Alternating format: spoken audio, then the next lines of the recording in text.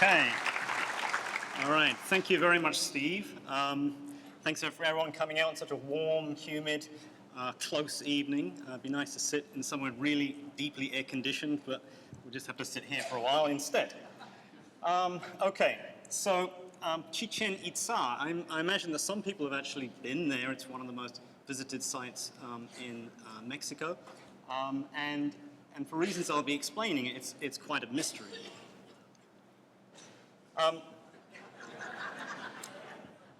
We are going to be talking about aliens. Not perhaps the usual conventional Penn Museum topic, but for reasons you'll see, it's very important to discuss these matters. But not just aliens, we also need to talk about dinosaurs. What is the connection between Chichen Itza and the decline and disappearance of the dinosaurs? These are two really compelling issues, and I promise by the end of this evening we will have gone through and dealt with both of them. Okay, well actually in the meantime we'll talk about archaeology and this very interesting, mysterious, wonderful, beautiful site of Chichen Itza. It is one of the great tourist attractions not only of Mexico but also of Latin America. Hundreds of thousands of people visit it. And through all those visits, through all those tour guides, through all those publications, narratives have developed. There's ways of understanding Chichen that come from the popular literature. And those contain some very interesting ideas and sometimes some very real grains of truth. But they also contain some distortions and misunderstandings and things which, as archaeologists, we have to cut through. What we're interested in is not the popular narrative about Chichen, but the real history, the real people, and what went on there 1,000 years and more ago. So a little bit of orientation. We know that the Maya area is down here in the tail end of Mexico, and we're used, in many cases, to hearing about these great classic Maya cities. Of course, Tikal and Copan, Quirigua, sites where the museum has worked all the way back into the 1930s. But of course, there's no Chichen here because Chichen is not a great classic Maya city. Chichen, up in the north, doesn't exist on its own. It exists within this transitional era between the classic and what comes later.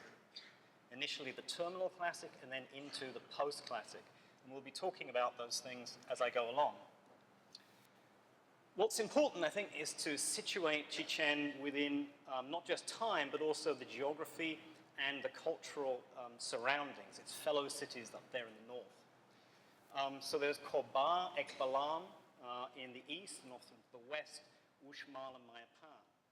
Now, these sites did not coexist. They were sequential to each other in many ways.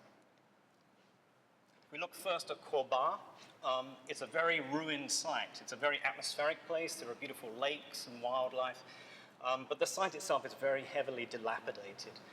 This is the famous Nohokmul pyramid, and it's one of the few that you can climb with any safety. Coba, it comes at the end of the great classic tradition. In many ways, it's not very typical of the north. It's more typical of the southern lowlands.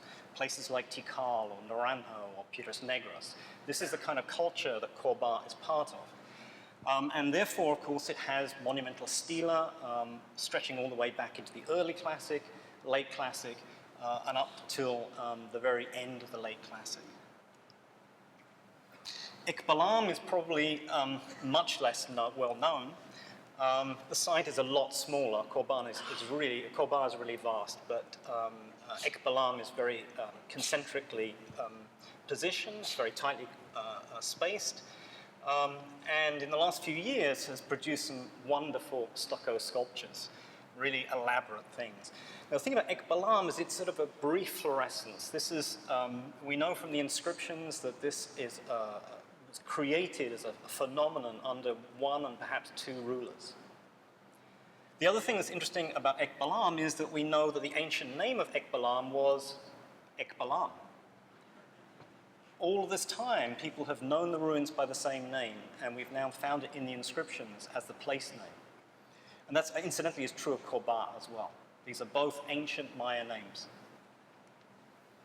Okay, so Uxmal, we're back to a very large center, and really a very different one in many ways. This is typified, or typifies Puc-style architecture. This is very, very finely cut stones which are mosaic together with a loose rubble fill behind, with these sort of monstrous masks. Most of them actually represent mountains rather than the rain god Chak, which is often said about them. This is very, very typical of Puc style. And Uxmal was not alone. There was a lot of other sites, Kabah or Sayil, Labna, a whole community of centers, but all in this western Puc region. Finally, we have Mayapan. Mayapan is different again. As we will see as we go through looking at these various buildings, it's modeled after Chichen. It's really like a little miniature version of Chichen. The site was excavated back in the 1940s and 50s, and the site plan is radically different. This is a walled city with very dense population inside it. It clearly belongs to the very late post-classic. It's talked about in the colonial sources, and we believe that it was abandoned in the year either 1441 or 1461, just before the Spanish arrived, about a century or so before the Spanish arrived. So if we're trying to locate Chichen in time, we have to place it in between these earlier sites of Korba, Ekbalam, Uxmal, and what goes on later on at Mayapan. Now, the line is dotted because this is the really controversial part. Understanding the chronology of Chichen is part of the key to understanding the history of the site, the people who ruled there, and the cultures that inhabited it. What we can see is that at Korba, things end at 800. And this is the beginning of the terminal classic. This is when things start to fall apart. This is the beginning of the Maya collapse, right there between 800 and 900, the terminal classic. Ekbalam survives a little bit longer, has monuments going all the way up to almost up to 900, but not quite, and clearly was fluorescent, in a sense superseding Korba. Uxmal, which is of course further to the west, didn't really last that much longer either. This is part of the Puc fluorescence, which came about just after the southern Maya cities were collapsing. But they were all sort of done and gone before Chichen has really hit its stride. Mayapan comes in and then dominates for much later periods. So let's get an orientation of the site itself.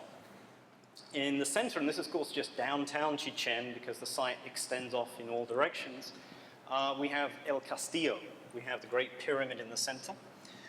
We have this area, which is the Grand Terrace, or Great Terrace, and a series of other monumental buildings, the Great Ballcourt, Temple of Warriors, High Priest's Grave down here, and then down in the south, the Caracol and the Las Monjas, the nunnery. So Castillo gets its name because it was taken over by the Spanish. Chichen was the target of the very first successful Spanish entrada. So in 1532, Montejo the Younger went right into the middle of Yucatan and tried to establish Chichen as his new capital. He renamed it Ciudad Real, and he put a cannon at the top of the pyramid. In fact, he poked a hole through one of the walls in order for it to project out. And thereafter, that's how it got its name of El Castillo, the castle. So it was, of course, still standing when the first explorers and visitors came to the site, really beginning in the 19th century. But you can see how heavily overgrown it is. Already on the right-hand side, this has been cleared. So the left-hand side has been cleared of trees. This would have been completely covered in trees at one point. So when we now sort of throw ourselves forward, say, into the modern era where Chichen has become this great mecca, really, for a certain ideas of Maya spiritualism, sort of a totemic Maya center, we have to keep in mind that when we find the famous snake on the equinox, which this shadow is projected down here and is supposed to represent the diamonds of the snake's back. Well, we know the snakes were indeed there. That's how they were found. But the thing to bear in mind is just how ruined that pyramid was. So everything about those balustrades were archaeological reconstructions. They may or may not have been accurate, but they certainly weren't created with the idea of, certainly not in the modern era, of reflecting an equinox shadow. Whether they did in ancient times, I think, is still a little bit debatable. Okay, so let's continue our tour, and if Chichen is famous for anything other than the great Castillo, it's famous for the sacred cenote. This is the great hole in the earth. This is the sinkhole. As we'll see a little bit later, Yucatan is covered in these things. It's to do with weaknesses underground, which form collapsed structures, which the water eventually wears away, and the ceiling collapses into what used to be huge caves. Here, I think you don't really get a sense of the scale, because these are sort of full-size trees up here. So it's really quite a large and very circular structure. Now, we have some ethnohistory, we have some descriptions. Diego de Landa was the great chronicler of the early Maya period. He's a very ambivalent figure, a very problematic figure in many ways. But certainly, he made some comments in some of the very earliest documentary records of Chichen. So he says that into this well they have the custom of throwing men alive as sacrifice to the gods in time of drought. He also threw in a great many other things like precious stones and things which they prized. Well, this quickly became translated into virgins. I think we can see where this is going, and indeed, there she goes. Knowing that Landa had said that a great many of prize objects were thrown into the cenote meant that people were very, very interested in what might lie beneath the water. So, beginning in the very early part of the 20th century, in the 1901, 1903 kind of region, people started dredging. Edward Thompson was the leading figure in this project. They found a lot of skeletal material. There were indeed a lot of bodies in the cenote. It wasn't possible to determine skeletally whether they were virgins or not. However, a great many of them were children. And it does seem as if, rather like the practice in central Mexico, the children were the victims given up as items of sacrifice. In the case of the Aztec, they would be told that they're going to die, and their tears of fear would be what brings the rain. So it looks as if the cenote was used for that kind of thing. And as you can see, they really got serious a few years later. Actually went down with a full diving kit to wander around down there trying to pick things up. What they discovered was a lot of precious things. Gold is virtually unknown in the classic Maya era, even though it really extends all the way down to South America far, far earlier. Almost just the tiniest little pieces ever made it up to the Maya area during the classic period. However, in the post-classic that changes, and you get really the vast majority of gold that's ever been known for the Maya comes out of the cenote. So these are little golden masks. This is a much finer example. It's actually a face with a mouthpiece and sort of goggles for the eyes. This is actually represented on one of the reliefs at Chichen. You can see the same design here and the same feathered serpent up here. Now these were gold discs, but they're very, very thin, and not only were they thin, they were also scrunched up into balls and then thrown in. That's why it's very hard to see what's on this one. But we're using an artist rendering, we can see that they're scenes of warfare and sacrifice. If we just exchange this for another one, there's a series of antagonists, and the antagonists are displayed and portrayed in the same ways. So the people who are on the rough end of the deal wear feathers, and they look very much like contemporary Maya. The people who are succeeding, or the victors here, carry spear throwers, conical or drum major style headdresses, sometimes with birds coming down here, and they seem to sort of wear sort of bodysuits. So it's a very different, not particularly Maya kind of costume. Now also in the cenote was a lot of jade. Of course, jade was the Maya's gold. And what's interesting is these pieces were never thrown in, almost none of them are whole. They've all been smashed up. Jade is incredibly hard, and even breaking them up would have been quite a job. But all of these pieces had, all these items here had to be reconstructed from little fragments. Now, one of the things that they were throwing in terms of jade was heirloom pieces that were already very old. So this is an item that we can trace to a historical person in each Yotnal Ak. He was the king of Piedras Negras, way, way, way to the south. And it has some dates on here, which are 699 and 706. This character, the king of Piedras Negras, his tomb, burial 8, was actually excavated by the museum way back in the day, in the 1930s. And in fact, until relatively recently, we had his teeth on display, but they're not on display anymore. The other thing that has emerged from the depth of the cenote is feet and feet and feet, reportedly 16 feet of blue color. So there was an immense amount of blue had been poured into the cenote over the years. This seemed to have been one of the major ritual activities. So, moving on our tour, let's have a look at, I think, the western side of the site and the great Ballcourt and the Sompantli. So the Chichen Ballcourt is unusual. Well, it's more than unusual, it's completely unique. It's absolutely enormous. Chichen has, in the region, I think, 9 Ballcourts, 10 in total. It has 9 other Ballcourts, and they're all very typical size. They're all kind of, you know, a few dozen meters. This is on a scale of magnitude bigger. And there's a little reconstruction of what it would have looked like with associated temples. Of course, there are rings in which the ball should pass through. But if we see most of the rings in other sites, of course, they're nice and low, and you can imagine getting a ball through them. These ones are impossible. And out of that became the whole sort of, popular narrative idea that it was so hard to score, that if someone scored, they won the kingdom or had their head cut off or something. Whatever it was, that it was a very rare event. I think it's nigh on inconceivable to get a ball through there.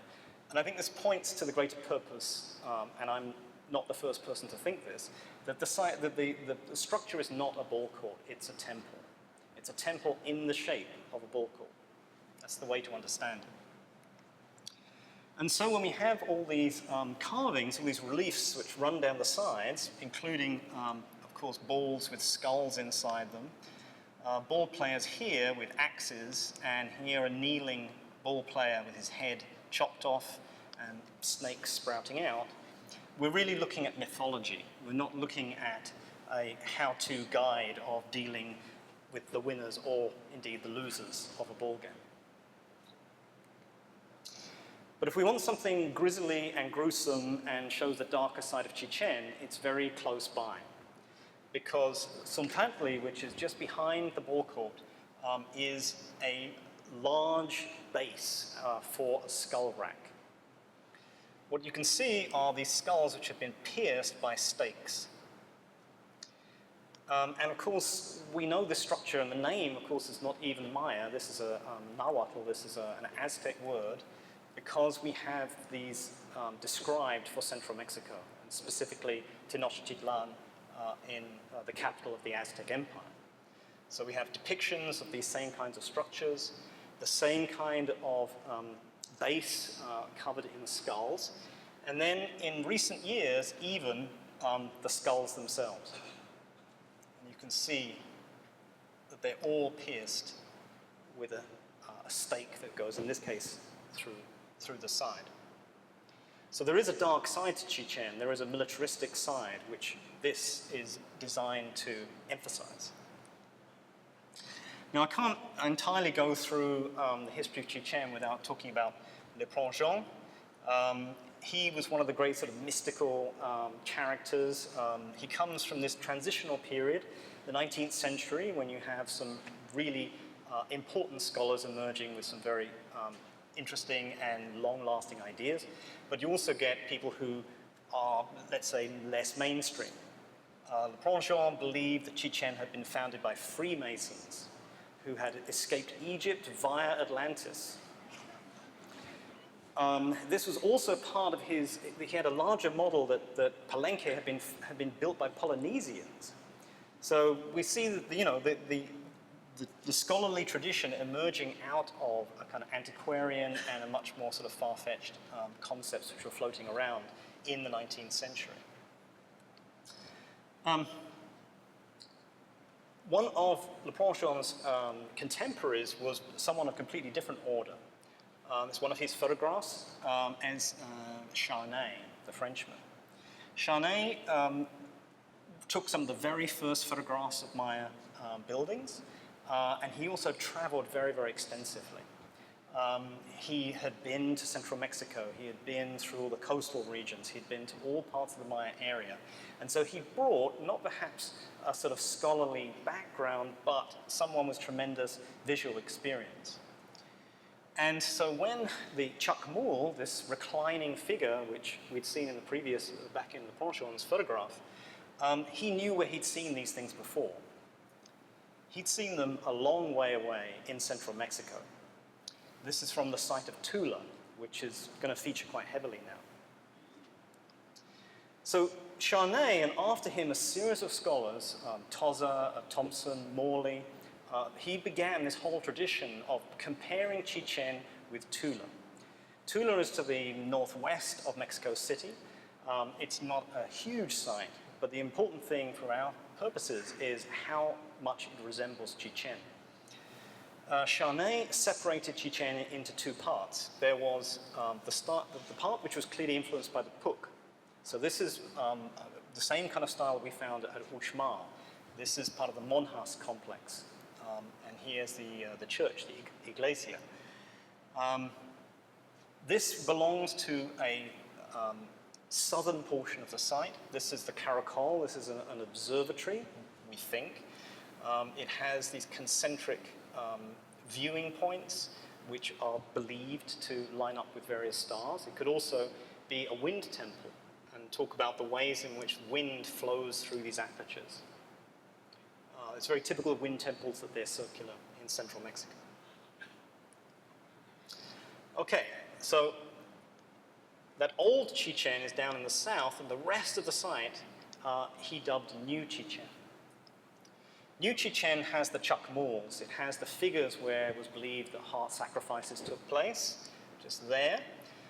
He has the feathered serpents. And it has a very distinct, very monumental style of architecture, with lots and lots of these columns, lots of serpents everywhere. This is part of the, this is Temple of the Warriors going through into the group of the 1,000 columns. And if we switch now to Tula, you can see how similar it is. Again, there's the colonnades of columns in front and the platform behind. Now, there's some controversy to this because parts of Tula were reconstructed with this analogy already in mind. So we have to take some of this, some of what we see here with a grain of salt. But the similarities nonetheless are blinding. The central figures at Tula are warriors, and they wear those drum major headdresses. They have these butterfly motifs on their chest, and they carry spear throws. At Chichen, we find identical characters. Again, the same butterfly pectoral and carrying spear throws. Again, this is reflected time and time again. This is Atlantean figures. These are throne supports. Originally, they were colored. When the first watercolorists arrived at Chichen, you could just about see the color, which has now disappeared. And when we switch to Tula, we find almost the same objects. So the intriguing thing is just the distance between Tula and Chichen. These are a long way away, over 1,000 kilometers. And in between, there's really very little in terms of a widespread phenomenon of this particular style. And it is generally referred to as Toltec. Now, the Toltec are referred to in the sources of central Mexico as being great warriors. The Aztecs saw themselves as being descended from the Toltecs, and they were presumably the inheritors of the power of Teotihuacan, which had collapsed by that time, the end of the Classic. So the Toltec are terminal Classic and into the early post-Classic. The problem is that beyond Tula itself, beyond some of these references, beyond things that have come through Aztec sources, we have very little tangible data for what Tula and the Toltec were really all about. A lot of the time we interpret Tula by means of Chichen, and this adds this kind of circularity, which means that both of them become more confused. Now, in terms of ethnographic sources, we do have Maya sources, and they come in the form of the Chilambalam documents. These are groups of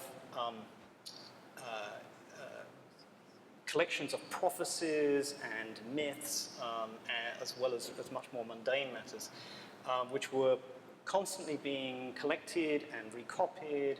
So the copies that we're seeing are probably 18th century in date. But the information within them is much, much earlier, and it refers to the Maya calendar in all sorts of interesting ways. But they're very cryptic. Their language is very complex and difficult to decipher. So it's in these documents that we find the early historical references to Chichen Itza. But unfortunately, they're not fixed in time. They're attributed to what are called cartoons. Now, anyone who came to be belabored by my talk about 2012 might have remembered cartoons are 20-year periods. And what happens is that they cycle. And depending on the number, they will rotate through a set of 13, which comes together to 256 years. Now, after 256 years, the cycle then repeats itself. So when they say that something happened in cartoon Cicxulub, it could have been at any one of those points, of those cycles going back in time. Well, anyway, it tells us that Chichen Itza was founded in Cicxulub, that it was abandoned in Etahau, that in Forahau it was occupied by the Itza. Now, the Itza feature in a number of other documents, and they're treated as being Mexicans. They're specified as coming from Mexico. They're said to be warriors who occupied and took over the Yucatan Peninsula. It then talks, we think later on, about a conquest of Chichen Itza by another character who may or may not be associated with Maya Pan. A series of names are connected to these events, but in reality, it's very, very hard to untangle it all. It's irresistible to use this information, but we have to be very cautious about how we do that. What the sources do mention is the arrival of Quetzalcoatl, which in Maya was Kukulkan. Now, Quetzalcoatl was the great emerging god complex, an ideology in central Mexico. Quetzalcoatl had at one time been amongst a series of other gods in the same sort of strata, but his identity became subsumed into a historical character. And at any one time, it's very hard to tell whether they're talking about the god Quetzalcoatl or they're talking about a human Quetzalcoatl. But the sources in Mexico say that Quetzalcoatl had to leave. He was ejected and he went to the east. The sources in Yucatan say that Kukulkan came from the west and ruled at Chichen Itza. So these are all little fragments of information that we're trying to pull together here.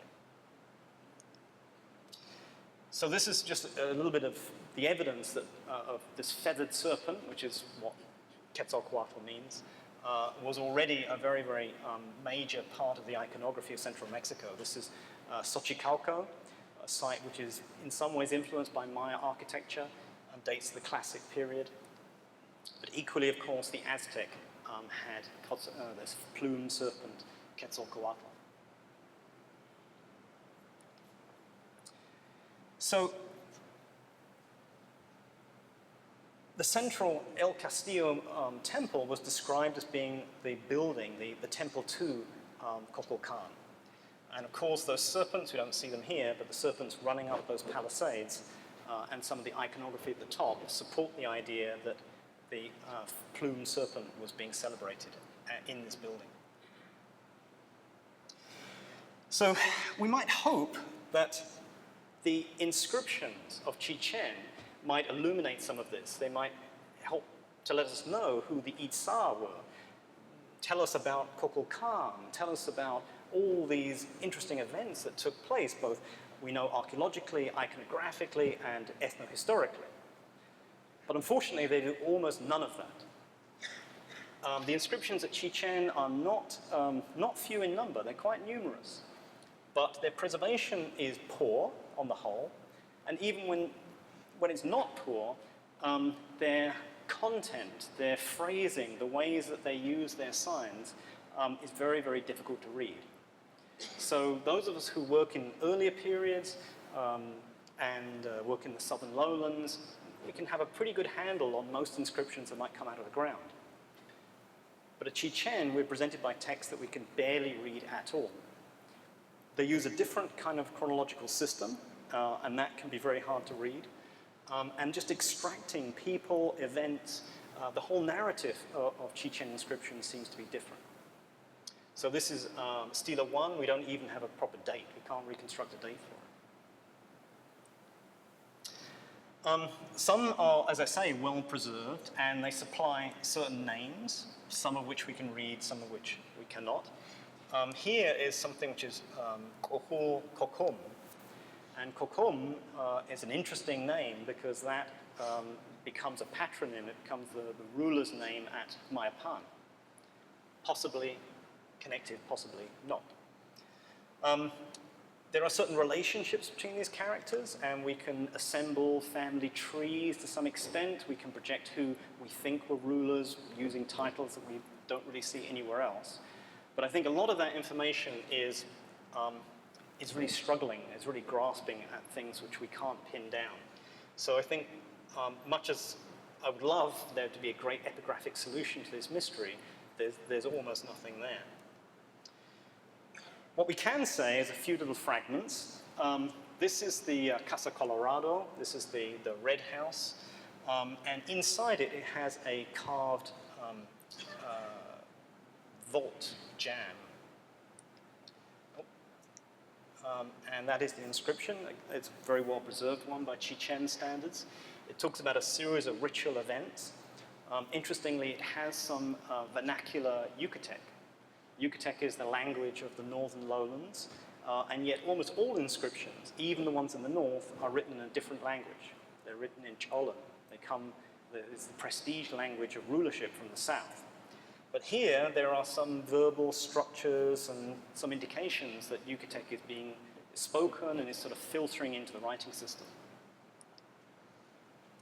Now, there's what we call a collocation. There's a sign group which is common, not just in that text, but in a number of other places as well.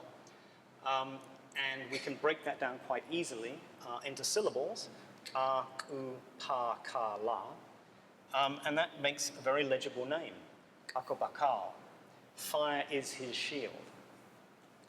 This was the first Maya name to actually be successfully deciphered. David Kelly in 1968 published this decipherment. I mean, it predates the Pakal who's buried at Palenque and actually led to that decipherment. So what's interesting is that if we turn back to those Chilambalam documents, they talk about a powerful captain of the Itza. And they do so just here, and you can just about see it.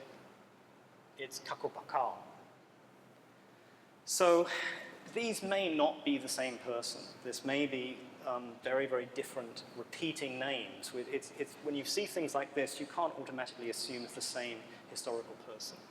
But clearly there is a continuity there. This is not a common name, and it's something that's obviously quite embedded at Chichen.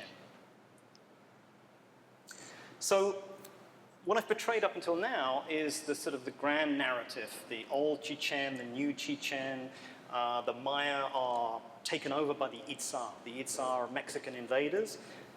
There's been a collapse everywhere else, and they arrive, they take over Chichen, they build all these great monuments, and they rule from there. And I would say up until the 1980s, this was the complete received wisdom. But beginning in the 1980s, people began to change their minds. And one of the first steps in that was real proper dirt archaeology, was ceramic analysis. Now, I'm not illustrating any sherds here because it doesn't really tell the rest of us too much about that kind of stuff. But there are two types of fancy, high-status elite wear at Chichen, and one is called kepech, and the other one is called satuta.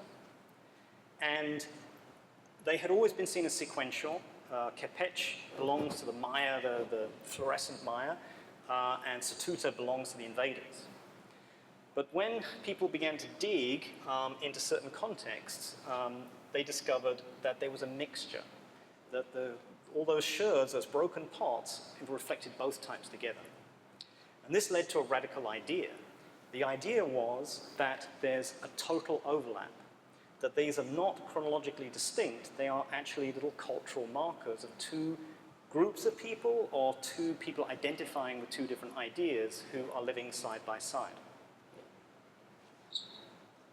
This merged with ideas that became very popular in the 1980s and into the 1990s about the way in which architecture is not a code for people's cultural affiliation. It might actually be a choice. If we go to Washington, D.C., we do not believe that we've been thrown back into the Egyptian past. Neither do we think we're part of the Roman Republic. We're very used to the idea that within our society, we reuse architectural styles. We actually put them to new purposes. We take religious iconography, we take secular iconography, and we merge them together in all sorts of complex ways which are very hard to predict. This can even extend to transport systems, DC Metro. So in the 80s and 90s, it became much more popular to see the old model as wrong, that there was no sufficient basis to prove it, that the ceramics had been mixed together, and what if the whole style of Chichen was not, in fact, introduced by invaders, it was willingly adopted by the Maya. And in fact, when you look at the construction techniques between the old Chichen and the new Chichen, they're the same. There's really very little doubt that new Chichen was built by the Maya. So when I was first getting involved in this in the 1990s, I was reading this sort of the new ideas and telling people who had maybe gone to Chichen on holiday that, no, there's no such thing as new Chichen. Old Chichen and new Chichen are the same. They've just adopted an international style. And it's part of the ideology of Quetzalcoatl, which they have taken, yes, from Mexico, but it's the Maya who are doing this. Now, the chink in that particular picture really came from this building. This is the high priest's grave. It's a sort of small version of the Castillo pyramid. And up there at the top, crumbled and fallen, were a series of columns which were carved. And here, this has sort of relief sculptures. It has the plumed serpent balustrades. This is out new Chichen. And the figure is rather destroyed, but this is a standing figure here. It actually seems to be a captive because he's got ropes around here. This is pure new Chichen Toltec international style, and it has a text. You can see what bad condition it's in, but with a lot of work, then that inscription comes out of it. And there's no epigrapher today who has any question mark about that chronology and those dates. Why is that important? Well, because Cacopacal was king of Chichen, was the lord of Chichen up until about 890. And then everything goes quiet. So for pretty much a century, we find no inscriptions or no surviving inscriptions at Chichen, and then all of a sudden, associated with pure Toltec international style, we have the high priest's grave and a firm date for 998. So at last, we have separation again. We can pull apart New Chichen and Old Chichen. And this is combined with a reworking of the archaeology. A new generation of archaeologists going back into the site. Many, many people have worked there, but there's been very little hard, say, C14 evidence to really be able to date these particular buildings, and also to look at that chronology of those ceramics. When the old Chichen buildings were penetrated, excavated, and they looked for ceramic sherds, there's no Satuta, there's no surprise. There's no Kepech, because in fact, those buildings predate both of those styles. It's back into another phase. So Kepech and Satuta are both later than Old Chichen, but when you really can control those contexts, you find that there is a separation. That those mixed contexts are where people have reused, thrown things together, and mixed things up. Kepech and Satuta are not completely overlapping. These are excavations which show that the grand terrace where the Castillo stands is actually man-made. It's not just a leveled piece of bedrock. It actually is composed of earlier platforms that have been filled to form a nice flat layer. So, two recent archaeologists, Volta and Braswell, have been re-looking at the carbon-14 data. And they've been doing so with what's called Bayesian statistics. Bayesian statistics are not particularly complicated. What it says is that if you have a wood sample, say a lintel that used to support the roof, or maybe a piece of wood which comes from a ritual offering that's been burned and buried, if you can see the wood grain, then you know that the ones on the outer side, closer to the bark, are going to be new wood, and those closer to the core are going to be old wood. If you take a series of samples throughout that section of the wood, then you already have a piece of data as to which is earlier and which is later. And this helps to constrain the always erratic nature of how wide apart a certain C14 result might be. The end result is you get more accuracy. And here, a series of early Maya style, the old Chichen buildings have been calibrated to show these kind of ranges, whereas the terrace, which is being filled up in times in preparation for New Chichen, and finally the Castillo, all fit where we would expect them to. In other words, in sequence to each other. So these are not completely contemporary. They are actually one happening after the other, and happening in the same kind of date ranges that the monuments were suggesting for Kakopakal, around here, and the High Priest's grave range up there in around 1000. So we can now, we had the vision. Charnay had the vision of Tula and Chichen and old Chichen and New Chichen, and then we had revision. We had the birth of the international style, where people were making choices. They weren't being invaded. And I think we're moving quite rapidly back to the old model. Sometimes it really is, if it looked like a duck, it really is a duck.